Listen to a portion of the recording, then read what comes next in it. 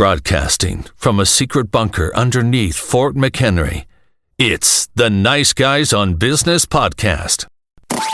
Need an education on how to grow your business? The Nice Guys are here to help. Learn about great customer service, networking, and how just being nice can help you prosper. Now, here are your hosts, Doug Sandler and Strickland Bonner. I'm now recording and ready for launch. Hey, Nice Guy community. Welcome back. My name is Strickland Bonner on this side of the microphone. Mr. Doug Sandler on the other side of the mic. We are the Nice Guys on Business.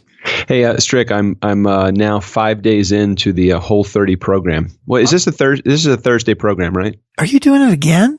Yeah.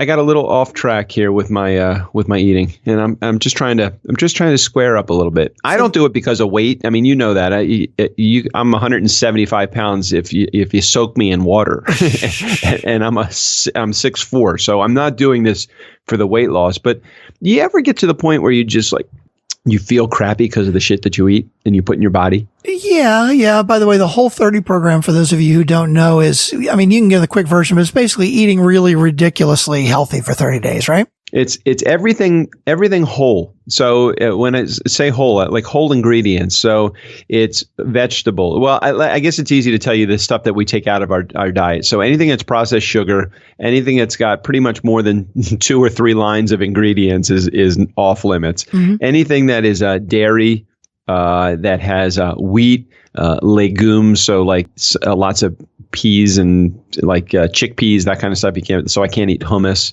Oh, you can't eat legumes? You cannot eat legumes. So you can basically eat protein, vegetables, fruits, and that's pretty much it. Alcohol comes out of your diet. I mean, that's not a really tough thing for me. You know, my wife has probably more of a challenge than I do with that because she does a lot of social events, and every one of those social events involves past hors d'oeuvres and drinks. And, it's just, it's one of those things where when you do it, the first few days are really shitty. I mean, you get a headache and you feel bad and you feel like you're not going to be able to deal with it. And then something around day 4 or 5 really clicks in and your body goes through I don't know what it is, but if you do it properly, you actually feel really good. And then things like swollen joints and blurry vision and poor sleep and just like the normal stuff that that happens in the course of your day. You may not even realize how creaky your bones are as a result of just putting too much crap in your diet, whether it's gluten or processed sugar or preservatives, any of that stuff. And I'm not here selling the Whole30 program, but it is a pretty cool program. And I've done it 2 other times, and both times I've done it have been tremendously difficult those first few days, and then you level out, and then you are really good. And it's a 30-day program. Very cool. I encourage you to try it. Yeah, fuck that. You're stronger than me. I'm not going to do that shit. I am not strong. The biggest challenge for me, believe it or not, because dairy is a part of the stuff that comes out of your diet. Mm-hmm. I found out the first time through. Excuse me, I'm actually trying to rid my house of all this stuff right now. I've been eating pretzels. Nonstop. I love pretzels, but I can take them out of my diet without a problem. But the thing that is really challenging is to stop putting cream in my coffee. Yeah, I have a tough time with that. So you're allowed to drink coffee on the Whole30? Yeah, you can drink coffee. You absolutely can drink coffee. That's you just weird. Can't put, I don't know, I don't know what the rule is when it comes to why is coffie okay, but caffeine is okay, but you're cleaning out all the other, that's just weird. But caffeine's whatever. Okay. Yeah, it's fine. I don't know anything about it. I can tell you that that the meats that we tend to buy are all organic. The vegetables that we buy are organic. The shopping is a lot more expensive on this program, but you don't eat out pretty much for 30 days because it's really hard to eat out and do anything Whole30 related while you're out. If anybody has been on the Whole30 program, I encourage you to check in here. Let me know. Let me know how it worked for you. I have done it 2 other times, and both times it was fantastic as an end result. It's just getting started. It's the tough thing, but we're doing it. Was there some point, I don't even remember where we started on this, how we got on this tangent? No, I think thought there was some reason. I mean, I didn't mean to get in a long conversation about the Whole30. No, you're just eating way healthier than me. No, so you introduced us. We talked about that. Did we do any sponsor or any BMoreBiz promo or anything like that? No, we probably should do that in the promise statement too. So why don't we talk about Acuity Scheduling Software, who is our sponsor today? It is incredibly, ridiculously easy scheduling software, and it is great for anybody that makes appointments doing basically anything, because it creates the appointment and it follows up with you and follows up with them and reminds you. And if somebody needs to make an appointment with you, you just send them a link and say, here, look at my calendar. Give me a time that works, instead of, hey, how about Wednesday? No, that doesn't work for me. How about Thursday? Well, no, maybe 4 o'clock. Screw all that. Just send them a link.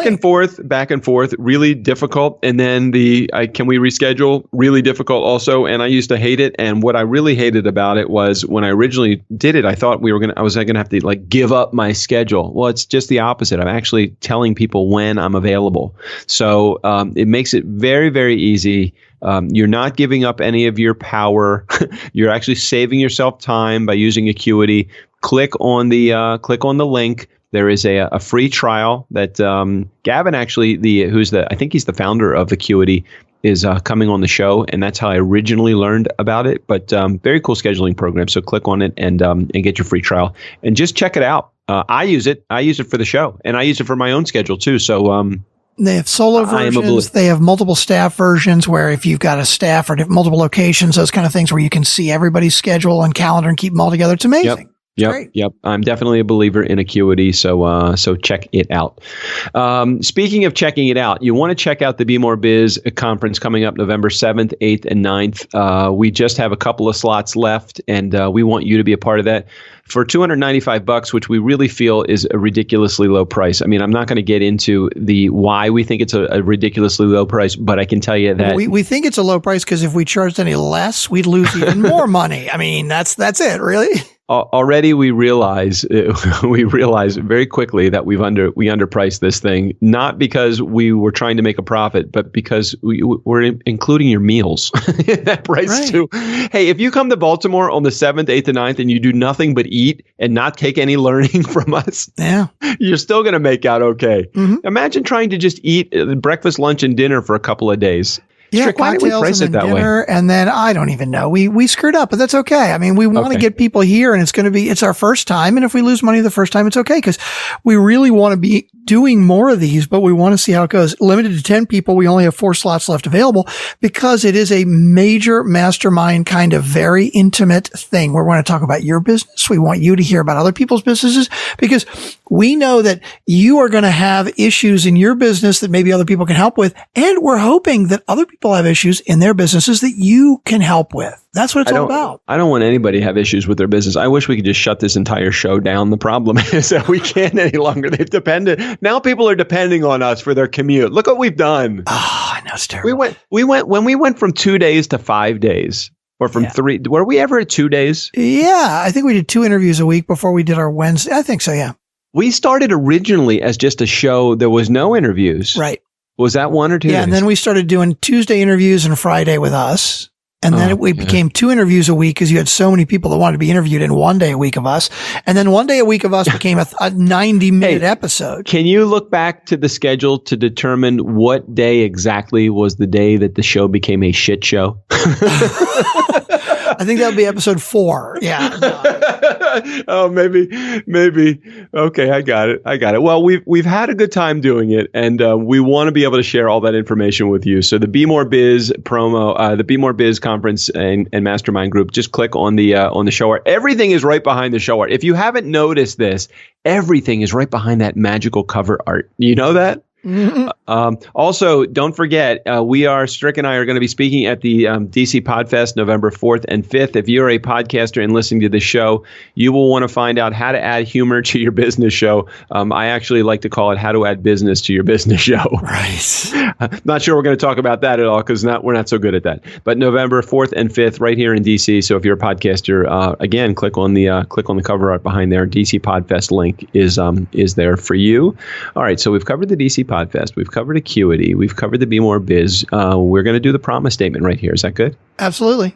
Okay, do you know what it is? I don't have it in front of me. You have it in front of you. Yeah, I can grab it. Like I can I got it now. I notes. stalled long enough. I have it right here. The Nice Guy on Business promise statement.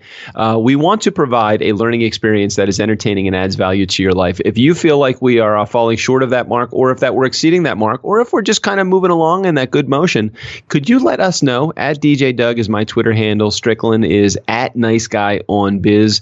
We really want to help you. Not only we want to entertain you, we want to add value to your life too, and we hope that we are doing that.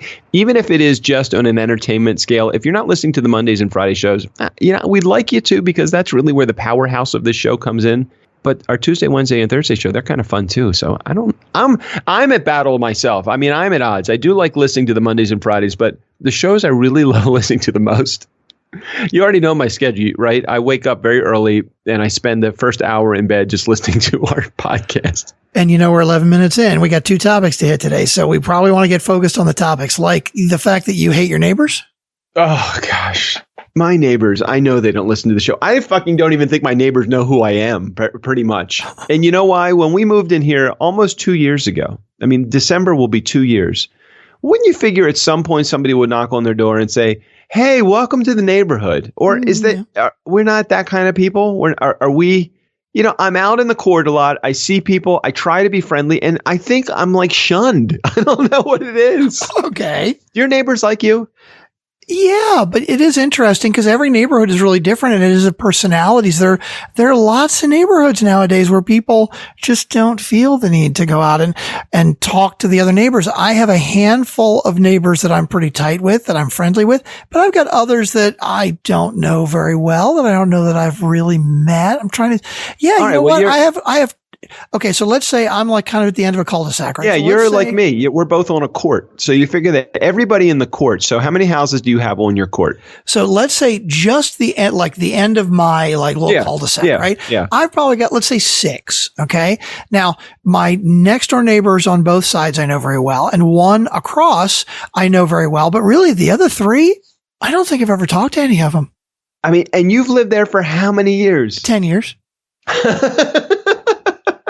It's just what it is. Everybody's different. Some people are social and other people are not. And at what point in your living there does it get to the uncomfortableness of you not going to knock on their door because I'm like, I've lived here for now 4 years. Well, it all depends on to me, it depends on the premise. It's all in the setup. Like if I were to knock on their door and go, hey, look, I know we haven't really talked, but I need to borrow a couple of sugar bars. Who knows, whatever the premise may be, right?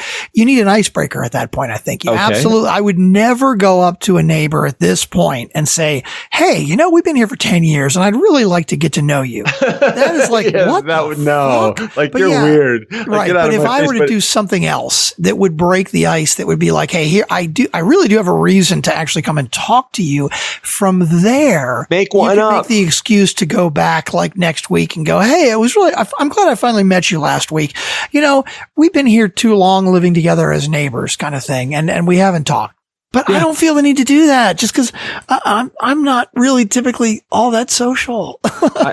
We have a couple of neighbors. Like I have one neighbor that is at the front of our court, and he's got 3 dogs, and he lets his dogs out really early in the morning and really late at night. I mean, he lets, I guess he doesn't like, I've never seen those dogs on a leash. I think they open up the back door and let their dog out, they do their business. Mm-hmm. The dogs bark non-stop the minute they get outside at each other and at squirrels and at neighbors and at cars that are, driving by. Mm-hmm.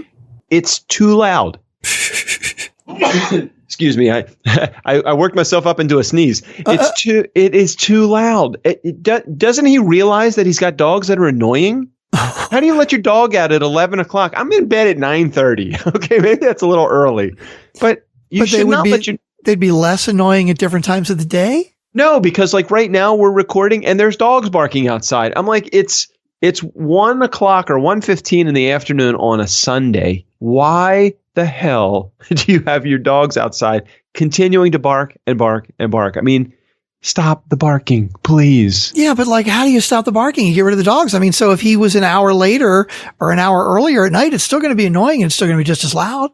But don't you think that there's some level of sensitivity to letting your dogs out in a neighborhood that you have neighbors and morning and night? Okay, I'm not so worried about the afternoon, although it is annoying because they just let their dogs bark. So they'll be outside for a half hour and the dogs will just bark, continuing to bark.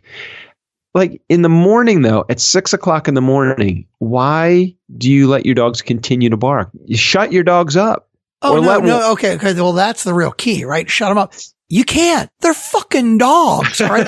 I'm sorry. I know we don't get into this very much on the podcast because we get into everything else, right? But I'm a cat person, all right? I like cats. I don't You're a cat lady, dogs. Just so you know. No, it's not like I like cats like I have 10 of them, okay? If it is an argument between cats and dogs, I'm totally a cat person. And we may lose listeners on this, and I don't really care. Dogs, I mean, the way you just described it, like people say, oh yeah, I need a dog for protection. If somebody comes to the door and they're trying to rob me, my dog's going to bark. Yeah. If a fucking squirrel walks by in the tree at 3 a.m., the dog is going to bark, right? Yeah. That's the problem. And that's the way I see dogs. And so when you have a dog, you have to walk them twice a day. Come rain, come hail, come sleet, come storm. You know, you have to. All right. So let's leave a dog alone for more. All right. That's fine. Hours. Fine. All right. Hold on with the dogs for a second. Just shut the fuck up about the dogs just for a minute. Let's move on beyond the dogs. On that tangent. No, I'm with you. You're pretty passionate about the dogs. I can hear that. We agree. We're on the same page. Not that I am a dog lover. I do love dogs. I don't have a dog because my landlord won't let me have a dog. But when we finally buy a house, God, I got to stop this alimony stuff. As soon as I stop that, I'll be able to buy a house again. Anyway, the same neighbor has a fucking kid, and that kid plays basketball. When I say kid, he's like 16 or 17 or 18 years old. The kid drives his Mustang without the muffler attached to it, comes home at all fucking hours of the night, and then he goes out and he plays basketball by the light of his Mustang's lights in the middle of the court at 1 o'clock in the morning. And you know what I hear? I hear this.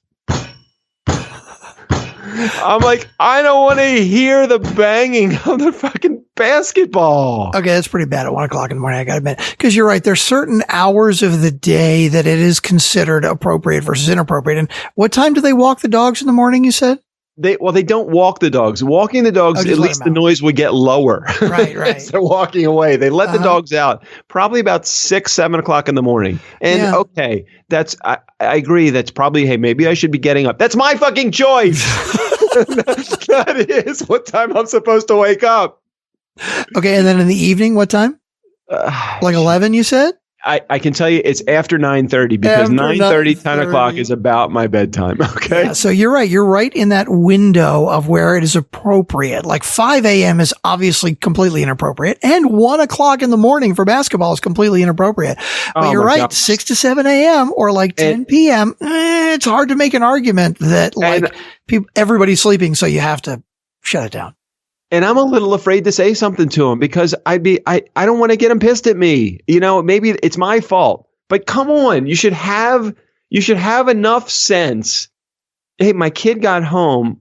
He's playing basketball. I wonder if he doesn't even realize his kid is playing basketball. No, but you see, there's two things there. There's the first thing is, first of all, you may have a guy that just doesn't give a shit, right? Like he doesn't care about what other people think. Or it could be that he's not aware. Now the dog thing is tough, you know, because really if the dogs are inside, they're probably yapping away inside too. So he's just, anyway, that's a whole nother story. We're not getting into that. But like the basketball 1 o'clock in the morning, you know, I would totally somehow you got to say something. I know. Find an email. Hell, just if you don't want the conflict, drop something in his email box and basically put a note. Wait, his email box. His email box. I'm sorry. His regular mailbox. Like I'm assuming you don't know his email. No, really I don't know him. But like actually put a note in his mailbox that says, hey, you know, I heard you playing basketball at 1 o'clock in the morning. It's really late. It's not really appropriate. Do me a favor if you could keep that within regular.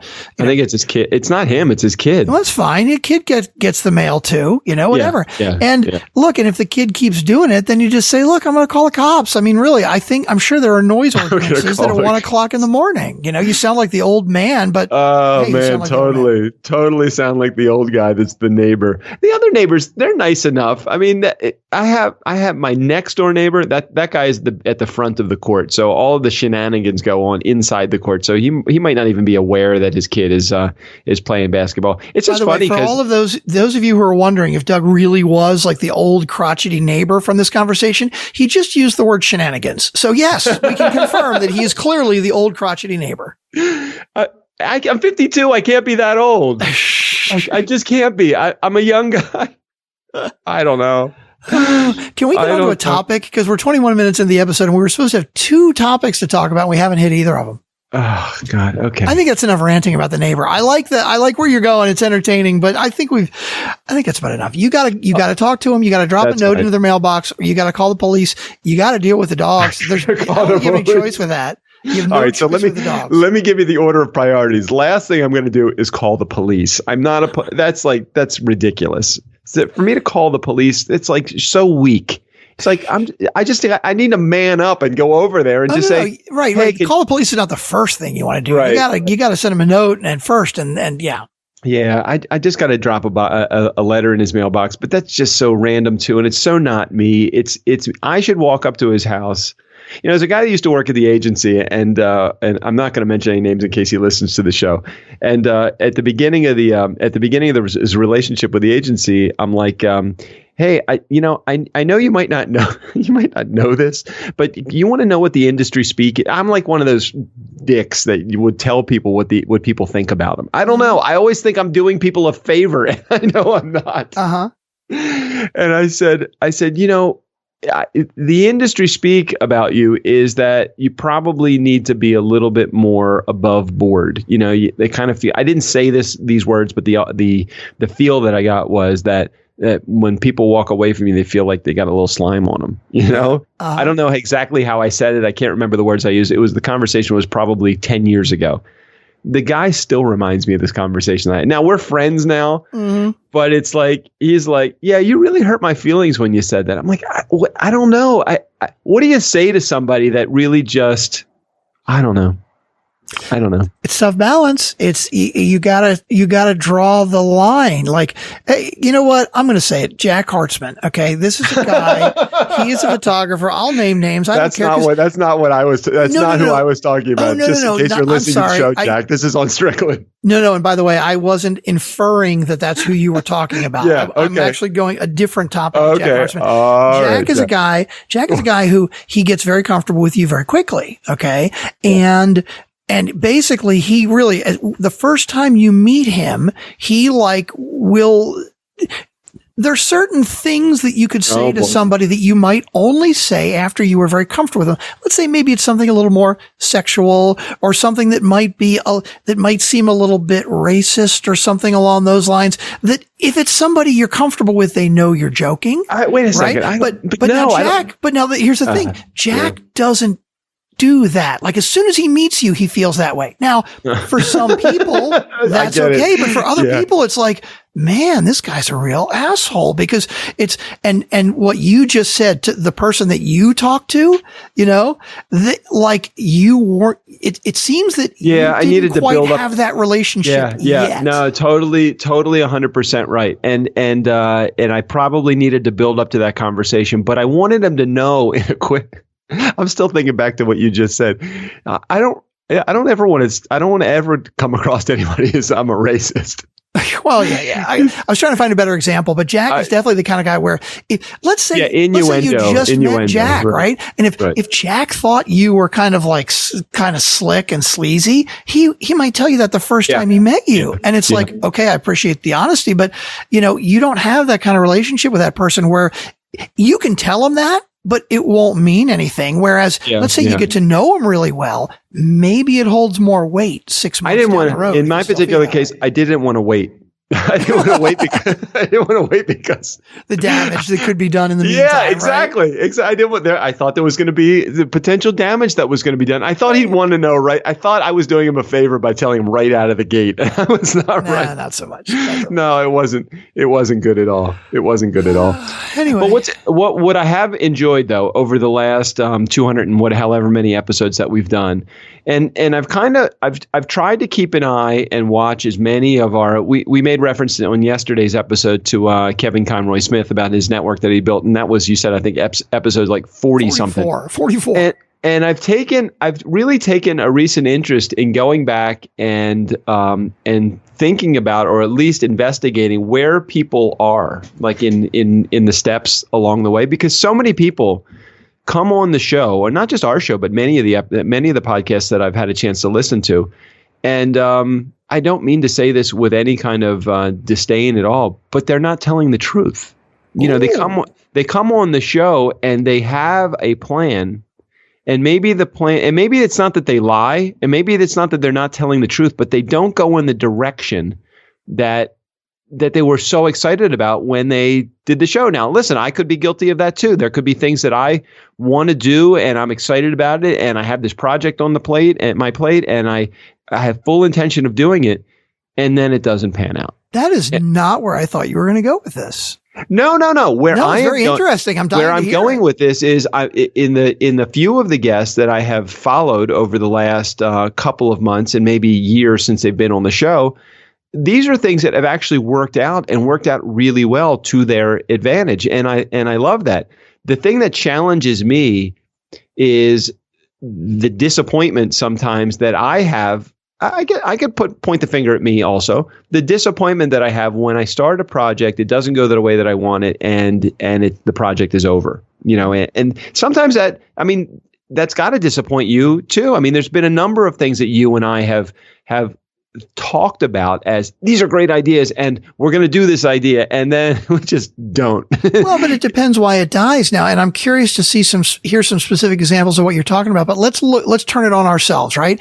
And let's say that something along the lines of the BMoreBiz conference, which hasn't happened yet, and we've talked about it. We would love to get people out, but let's say hypothetically that, you know, we've been talking about it and pushing it a lot. We put a lot of time and energy into it, right? Absolutely. Well, let's say that it died, right? Let's say that maybe we didn't get signups, or let's say hypothetically that we did it and it's just like it didn't work for whatever reason. I can't imagine it wouldn't. But I guess what I'm getting at is, let's say somebody interviewed you today and you talked about the BMoreBiz conference, and then 6 months down the road, you look back on it. Well, if it didn't work, now you have a choice to make from there to learn from what didn't work. Now, did it not work because of some tweaks that you need to do to it to make it better?